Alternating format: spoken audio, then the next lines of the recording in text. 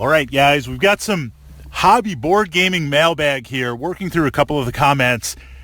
Kickstarter. We've explored a number of ideas with Kickstarter, and my experience, my thoughts, your thoughts on the impact in the board gaming industry and hobby as a whole.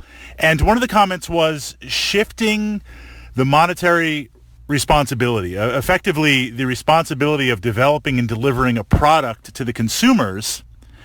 Has it shifted the risk from smaller companies to smaller companies and essentially taking a gamble, right? Putting up your money for a project that may happen, may not happen, may happen completely different than what's expected.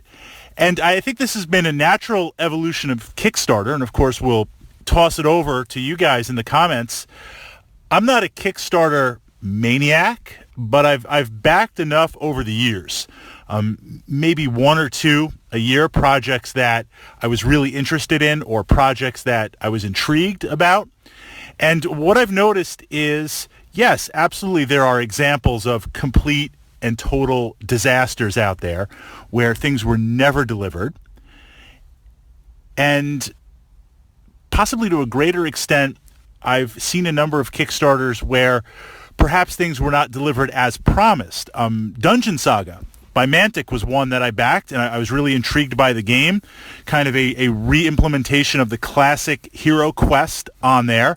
Not overly complex in terms of the rules or the system, but that's what pulled me towards it. Essentially a dungeon crawler overlord system that I could get behind and play on there. And a lot was promised.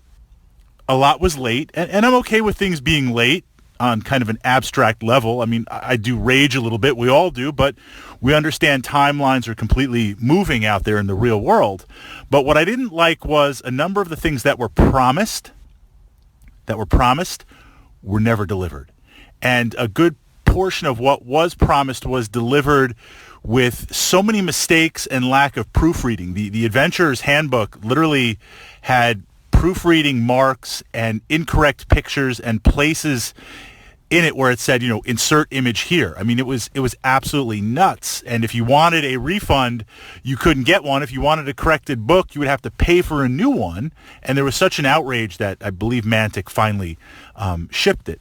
That said, that aside, I really enjoy the game. I still play the game. I've painted up all the miniatures, and they pull double duty as some of my D&D miniatures on there. But we see this shifting of the responsibility to the consumers directly, right? If you're going to produce something, if I'm a company and I'm going to produce something and I'm going to put that money in and I'm going to get it physically manufactured and I'm going to market it and I'm going to distribute it, by the time it hits the consumers, I better make sure to the best of my ability and desire that everything is lined up, or else I'm not going to make any money. So where is Kickstarter now? I see it as polarizing even more. We see these massive Kickstarter campaigns where you're dropping $500, $600, $700, $800 if you want all in. Yeah, you could buy the core and you'll get a couple of Kickstarter exclusives, but the expansions and other exclusives, they're only going to be offered once. They might not even be going to retail. Monolith, a classic example on there. They're just cutting out everybody but them. And I find no fault with that, right? Cutting out the distributors, cutting out other elements of it to make the most of your capital investment. But essentially, these companies, and some very big companies, are on Kickstarter offering a wealth, offering so much. A game, 4 or 5 expansions, numerous exclusives, numerous character packs. Using Fantasy Flight as an example, one of their games, the life cycle, say like Descent.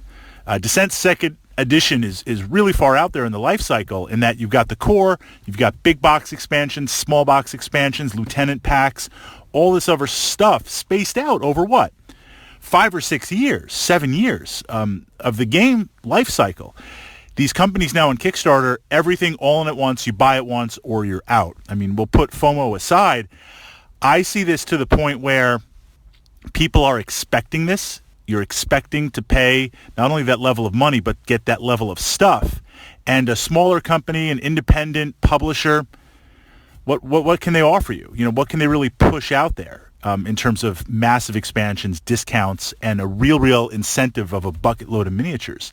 I think Kickstarter, like everything else, much like the internet, is the winner takes all.